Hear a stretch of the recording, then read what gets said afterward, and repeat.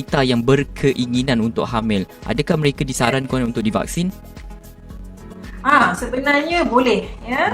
Sebenarnya digalakkan ya. It's better untuk wanita yang belum hamil untuk terima vaksin itu supaya badan dia sudah sedia ada antibody terhadap COVID-19. Ya, so bila dia hamil, saya tak langsung macam saya kata tadi, imunisasi pasif akan berlaku ya. Transfer of placenta, transplacenta of the antibody transfer tu akan berlaku kepada bayi. Okay? So next question is bila yang dia boleh hamil. So wanita yang ingin hamil terus ambil sekarang. Mungkin mereka akan dapat ni dalam fasa ketiga nanti kan. Sekiranya tiba-tiba lah termengandung, dia dah dapat vaksin yang pertama, dos yang pertama dan tiba-tiba dah termengandung, apa nak buat? So dia boleh tunggu sehingga 14 minggu hamil barulah dia ambil dos yang kedua. Sebab disarankan untuk ibu yang mengandung ambil vaksin COVID pada kandungan 14 minggu dan hingga 33 minggu. Faham tak saya? Ambil dos vaksin itu antara 14 ke 33 minggu. So sekiranya dia dah ambil, lepas tu kita mengandung, dos kedua ambil selepas 14 minggu hamil. Okay, baik. Dan anda kata kalau nak ambil vaksin COVID-19 tapi dalam masa yang sama nak ambil juga untuk vaksin lain, adakah boleh diambil serentak ataupun perlu ada jangka masa untuk membezakan tempoh waktu tu? Ini untuk ibu yang hamil ataupun untuk sesiapa sahaja? Ibu yang hamil dan sesiapa sahaja, khususnya wanita lah. Okey.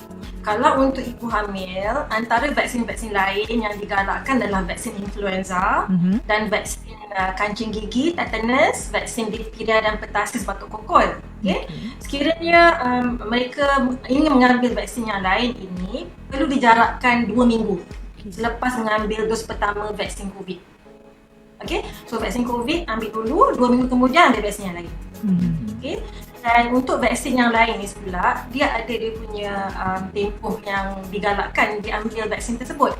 So untuk vaksin influenza can be taken anytime sepanjang kehamilan sebelum 36 minggu. Dan untuk vaksin kancing gigi, difteria dan pertasis, kita galakkan ibu hamil ambil selepas 27 minggu sehingga 36 minggu. Okay? So tak ada masalah, cuma tahu jarak je lah. Pentingnya doktor akan tahu tentang ini, doktor akan advise lah. Baik, dari pemerhatian doktor sendiri bagaimana pula dengan persediaan lah untuk ibu-ibu yang mengandung ni untuk mereka menerima vaksin COVID-19? Okey, yang pertamanya saya selalu pentingkan tentang ilmu pengetahuan. Dapatkan ilmu pengetahuan yang benar dan maklumat yang betul tentang vaksin COVID-19 ya. Dan teruskan pembacaannya di social media yang boleh dipercayai ya. There's a lot, WHO, daripada Kementerian Kesihatan Malaysia, melalui Facebook, Instagram, Telegram, dan sekarang ni ada Clubhouse pula ya, yang terkini ya, Clubhouse. So banyak perbincangan tentang COVID-19 ni. So sekiranya masih lagi rasa ragu-ragu, kita perlu dapatkan ilmu dulu. Dan bila ada ilmu tu, kita punya rasa takut tu akan kurang ya. So dapatkan juga pendapat daripada doktor masing-masing. Itu yang paling penting. Bila saya terima soalan-soalan daripada ibu yang datang jumpa saya di klinik ataupun di mana-mana di social media, saya rasa itu sangat bagus. Bila bertanya tu maksudnya dia ada sikap ingin tahu dan dia berusaha untuk dapatkan maklumat yang betul. Ya. Itu yang penting. Dan berdasarkan soalan-soalan yang ditanya kepada doktor tu kan, apa antara soalan-soalan favourite mereka lah? Mungkin ada di situ timbulnya salah faham dan faham salah tentang vaksin COVID-19. Soalan yang biasa ialah boleh ke saya terima? Itu soalan yang pertama lah. Boleh ke? Dan soalan yang kedua adalah tak ada efek kepada baby.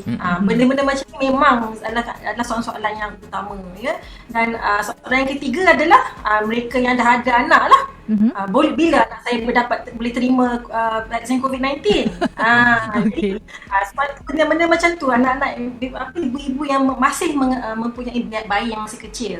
So saya kata memang tak boleh lah sekarang ni, belum ada kajian untuk COVID-19 vaksin ke atas kanak-kanak. Akan jalankan oleh Amerika Syarikat menggunakan vaksin Pfizer ya, soon ya. Kita akan tunggu kajian 5 bulan dan tengok macam mana dia punya hasilnya. Baik. Okey, baik. Sajalah nak tanya doktor kan, doktor selaku frontliners, adakah doktor sudah pun mendapat vaksinasi? Petang ni saya akan dapat. Petang ni, okey, kita doakanlah semuanya berjalan dengan baik dalam doa. Nanti lepas saya dapat pukul 3 petang nanti sebenarnya. Nasib baik. Syuhada tadi pun semalam kata pukul 12 kita punya interview. Malah saya nak bercakap. Nanti kita boleh tanya pengalaman doktor selepas ini. Nanti saya akan masuk dalam Facebook saya. Sabirin dengan Zainal boleh tanya soalan. Macam mana pengalaman saya. Okey, Baik Doktor, mungkin ruangan ini apa antara saranan kesihatan khususnya kepada ibu yang mengandung pada musim pandemik ini, sebab kita tahu COVID-19 masih lagi ada dalam komuniti kita dan setiap daripada kita ni memainkan peranan yang sangat penting untuk sama-sama kita putuskan rantaian COVID-19. Betul. Okey. So kepada semua ibu yang mengandung pada musim COVID-19 ni, pastikan yang pertama anda datang untuk pemeriksaan antenatal setiap bulan ataupun ikut jadual yang diberikan oleh doktor. Satunya adalah untuk memastikan kesihatan ibu dan kesihatan anak dan kandungan. Yang pentingnya semua ibu ni perlu menjaga kesihatan. Macam mana nak jaga kesihatan? Dari segi jaga pemakanan, suku-suku separuh, dan lakukan senaman ringan. Berjalan, senaman regangan, ambil suplemen yang disarankan oleh doktor. Kenapa semua ni perlu dilakukan? Adalah untuk memastikan kita sihat.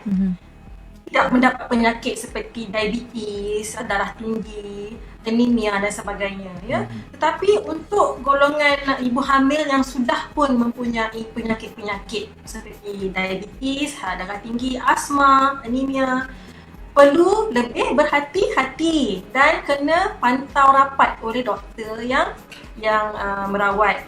So kalau boleh wanita-wanita yang lain ni, yang ibu-ibu hamil yang lain ni, cuba sehabis baik untuk elak daripada kena penyakit COVID.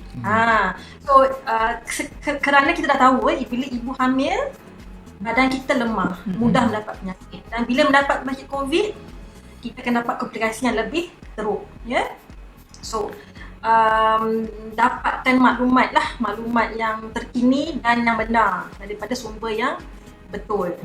So amalkan semua SOP. Lagi sekali saya kata, face mask, basuh tangan, elakkan kawasan sesak dan buka tingkap untuk penggaraan. Ini adalah langkah-langkah yang penting supaya wanita hamil tidak dijangkiti penyakit COVID-19. Apatah lagi sekarang ni dah boleh rentas negeri, negeri PKPP ke negeri PKPP yang lain, doktor.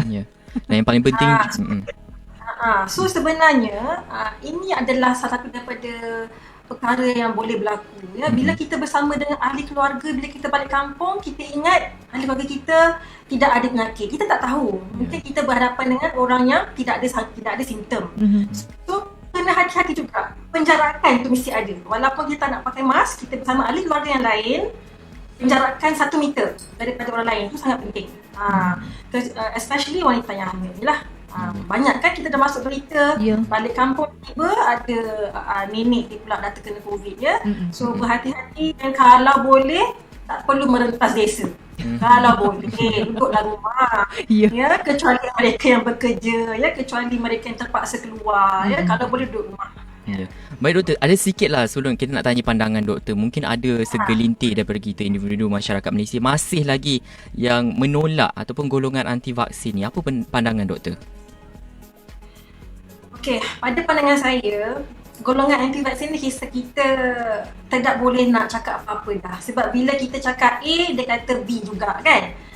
So pada saya lebih mementingkan golongan di atas pagar. Golongan inilah yang saya nak jumpa di klinik saya dan bercakap. Kita berbincang apa dia punya kerisauan. Sebab dia berisau banyak sangat informasi yang tak betul, maklumat sana sini yang tak betul. So saya akan perbetulkan. So pada saya, kita fokus kepada mereka yang masih ragu-ragu. Golongan anti vaksin, biar pilih mereka tu kan. Mereka sudah ada dia punya pun kajian yang dia orang dah tahu. Okey, kita stick kepada kajian kita yang kita tahu betul dan sahih. So pada saya, kita cuba kongsi maklumat yang betul, dan kalau ada kawan-kawan, ada keluarga yang masih ragu-ragu, bagi kongsi maklumat yang sahih kepada mereka. Make sure mereka datang berjumpa dengan pakar ataupun doktor. Kadang-kadang ibu bapa tak nak dengar cakap anak, bawa ibu bapa datang jumpa doktor. Dah senang. Cakap dengan doktor, biar doktor try to tingkatkan dia punya level of confidence about the COVID-19 vaksin. Ya. Itu sajalah. Ya, baik. Apa pun terima kasih doktor kerana memberikan penerangan yang terperinci berkaitan dengan persediaan untuk ibu mengandung terima vaksin COVID-19. Terima kasih doktor. Jaga diri doktor. InsyaAllah. Thank you very much Ziana dan Sabirin kerana menjemput saya pada hari ini. Ya, Assalamualaikum. Waalaikumsalam warahmatullahi wabarakatuh. Okey, baik, itu dia tadi kita baru saja bersama dengan Dr. Nur Zarina Abdul Rahman yang merupakan pengarah perubatan dan kaunselor laktasi bertauliah dari Klinik Family Graviditas Wangsa Maju dengan topiknya persediaan ibu mengandung terima vaksin COVID-19. Baik, itu saja Zon Kartini untuk hari ini. Terus dengarkan kami di Bernama Radio Stesen Berita Bisnes Pilihan Anda. 5 fakta